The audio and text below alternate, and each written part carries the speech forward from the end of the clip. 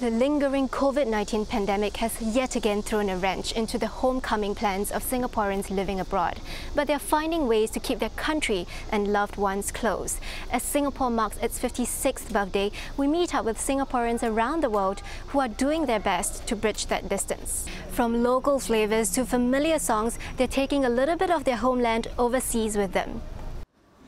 We, the citizens of Singapore, pledge ourselves as one united people. This time last year, this family of four had just arrived in a foreign country.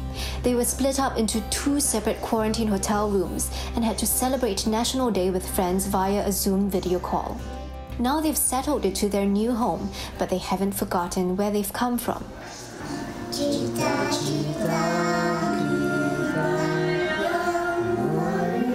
Having uprooted her children from Singapore, 33-year-old Tan Ying Hong has started a daily morning ritual. I actually, thought of this idea of letting them sing the national anthem and reciting the pledge every morning, just like every school-going kid back in Singapore. Yeah, so I thought that this would be, how they can feel connected to their cousins back in Singapore as well, because they will be doing the same thing. She had planned to return to Singapore once or twice a year, but those plans were dashed by the pandemic. We really miss our family back home in Singapore. It's a pity that, they couldn't see our kids grow up. The Singaporean friends she's made abroad have become her family away from home. These three women all arrived in Beijing last August and found each other when they showed up at the same Zumba dance classes at a gym. Soon, they became close friends. My Singaporean friends and I, during our free time, we like to dance together. Yeah, so when I saw that, the NDP dance is asking for, people to film themselves dancing, I asked them, over lunch, like, hey, do you want to do this together? And they were like, oh yeah, sure. So we spontaneously, filmed ourselves dancing. Ms. Tan is submitting her clip for a virtual dance compilation video that's being put together by the National Day Parade Committee. Now she's using song and dance to teach her 2- and 4-year-olds about Singapore as well. As a child growing up, I love singing NDP songs. Yeah, it's like one of my favorite public holidays in Singapore. I love singing NDP songs in school with my friends. Yeah, so I wanted them to, to feel this happiness as well. The change that we've been longing to see.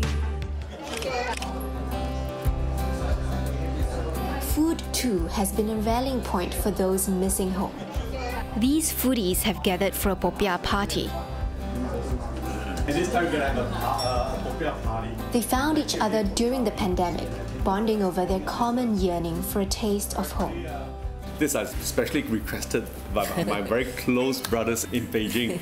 Yeah, they say they want this, they want that. I say, okay, let's do this. So I know to please everybody, I'll just do a special dish for them.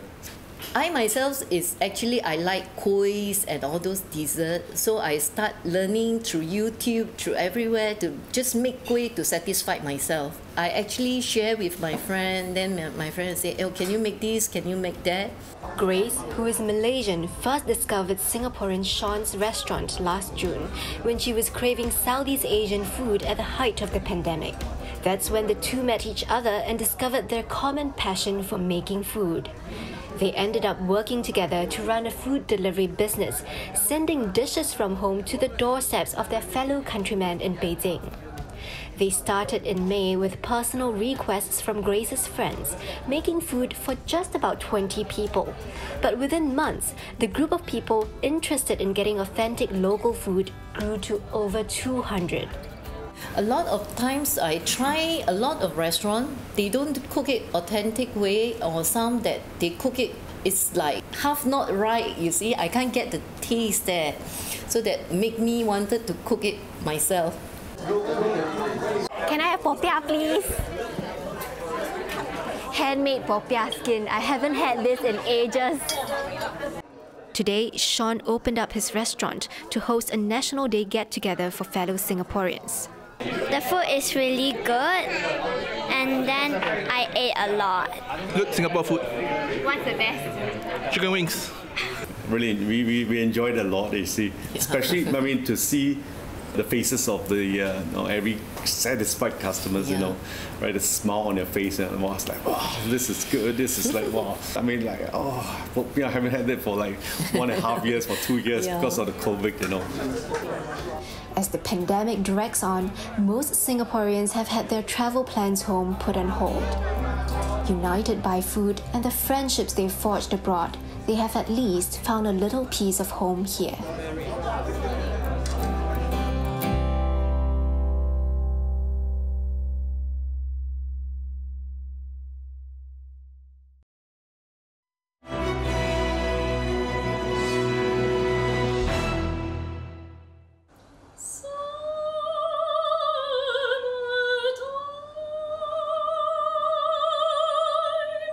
Opera singer Victoria Song Wei Lee left Singapore for London 10 years ago to follow her dream of becoming an internationally renowned musician.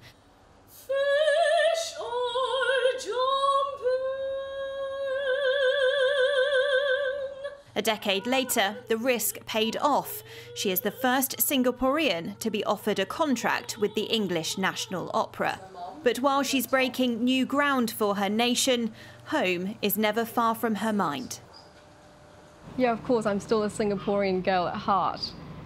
And I think, yeah, my dream of being an international classical musician, that is not only to sort of make it out there in the world, it's a part of me, a large part of me really wants to do my country proud. I know where my roots are. I want to give back to my country. Victoria hasn't been back to Singapore in more than 2 years. She would normally make frequent trips home to visit her family and sing for New Opera Singapore. But with gigs and performances cancelled because of the pandemic and international travel mainly on hold, she's had to adapt. That was really, really hard this year, just trying to sort of stay afloat, almost. And yeah, and it was really difficult not being around family, not being around your friends, because we all had to self-isolate. But lots of performances were actually moved online. So that was great, because it was a way to sort of keep things moving.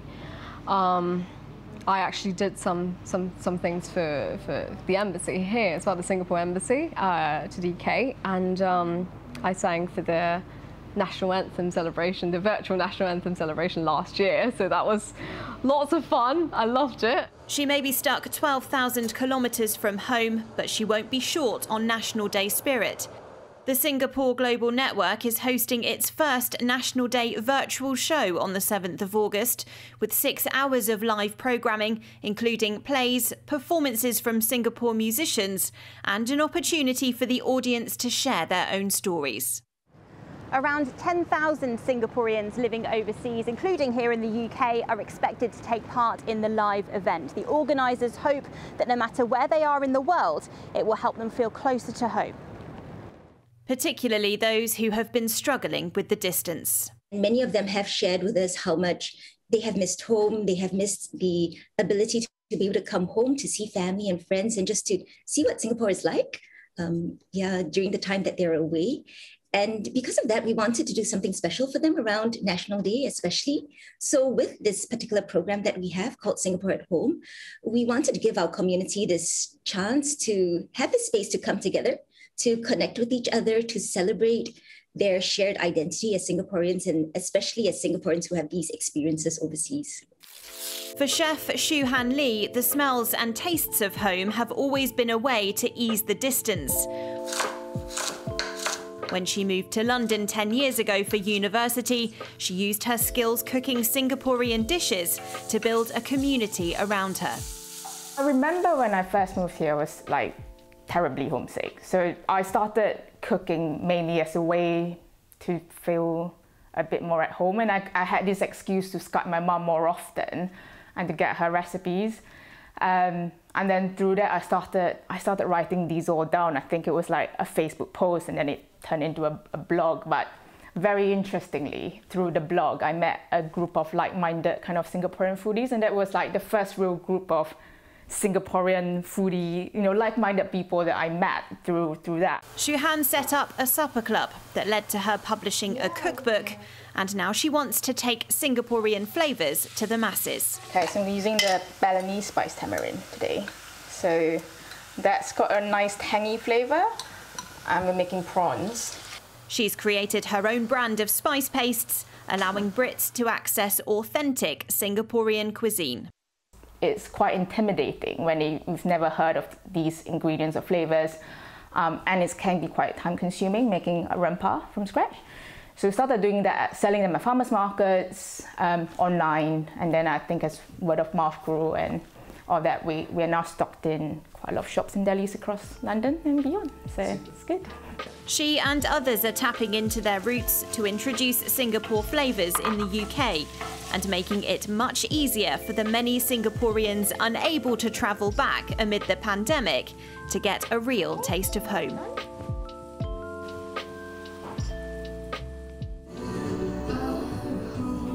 It's one of his favourite yearly routines. Every 9th of August, Gregory Low looks forward to getting together with his family to celebrate his country's birthday. My family and me, we used to sit down together having dinner. Maybe our favourite laksa, rojak. Then we will be sitting there at 5:30, 6 p.m. ready to watch the National Day celebration. And it's very meaningful because it's a day that we feel very proud to be a Singaporean, because National Day parade is something that whole Asia will be watching. So we would love to just eat together and watch together, and especially when the helicopter bring the Singapore flag, we will just run out of our house to wave the flag. Oh, this is a jazz singer also. Everything is different this year. The National Day parade has been postponed, and Gregory won't be able to sit down with his family in person for a dinner of local delights. He's so close, yet so far from home. The 40-year-old lives in Johor Bahru, a stone's throw away from the causeway linking Malaysia and neighbouring Singapore. He hasn't seen his family in person since borders between the two countries were shut last year due to the pandemic. This National Day will be an especially muted one for Singaporeans living in Malaysia. Gatherings were still allowed in Malaysia this time last year, and Gregory would have get-togethers with his fellow Singaporeans to celebrate. I will sometimes call my Singapore business friend and partners to sit down together, and maybe we'll drink some beer. Then we will sit in front of the TV and watching the National Day parade live. So that's one thing that we actually do when we on National Day, because it's a day that we start to miss our country again. But gatherings are barred this year amid lockdowns across Malaysia due to the worrying number of daily COVID-19 cases. And so Gregory will have to settle for watching the parade with his friends and family virtually, while hoping for the day borders reopen so he can make his way back to his family in Singapore. For Nurul Atika, it's been 2 years without a trip back across the causeway. The 33-year-old lives in Selangor with her Malaysian husband and 2 young sons. And like Gregory, special occasions are when she misses her family back home the most. Whenever it comes, like when a birthday comes, when a celebration comes, when National Day comes, I'm a little bit more sad. I get a little bit more homesick. So what I usually do is, if it's like Hari Raya, I will cook dishes that my mom usually cooks for me. And if it's like National Day, I will start listening to songs like Home, This Is Where I Belong. For the past 2 years, Atika, like many Singaporeans living abroad, has been trying to bring a little bit of the Singapore spirit to their home away from home. She ramps up the celebratory mood in the run-up to National Day by singing National Day songs at home. And she's even gotten her husband hooked on some of the tunes. Sometimes he will just, start singing on his own. I'm like, where do you learn that from? Because he'll be like, because you listen to it so often, then then I learn the song as well.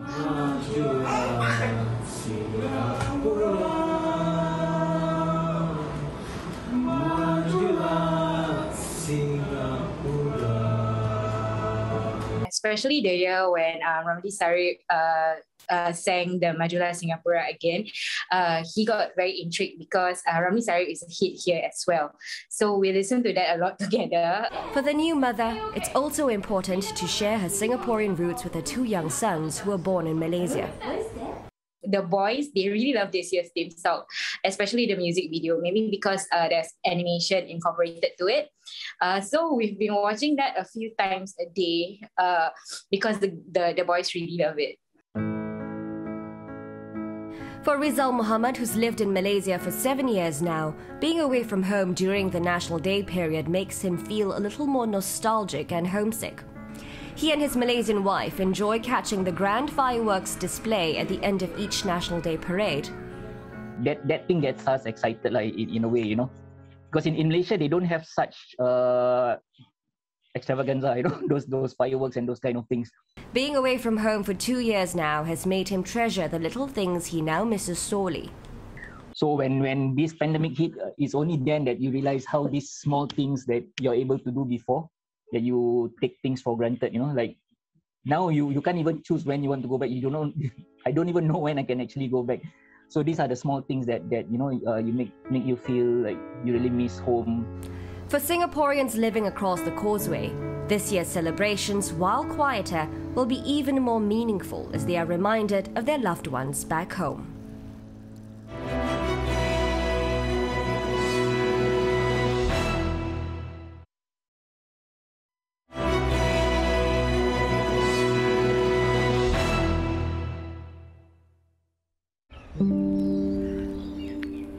Soaking up the sun is one of the only escapes from lockdown in Sydney. For Singaporeans separated from their families, scenery like this provides a bit of stress relief. Something especially important for Deborah Yap now that she's preparing to give birth to her first child. She was unable to share her pregnancy news in person with her family in Singapore, but found a COVID-safe way to mark the occasion. When I first found out I was pregnant, we're still having travel restrictions. We can't fly home. And I felt so happy. We just video called our parents.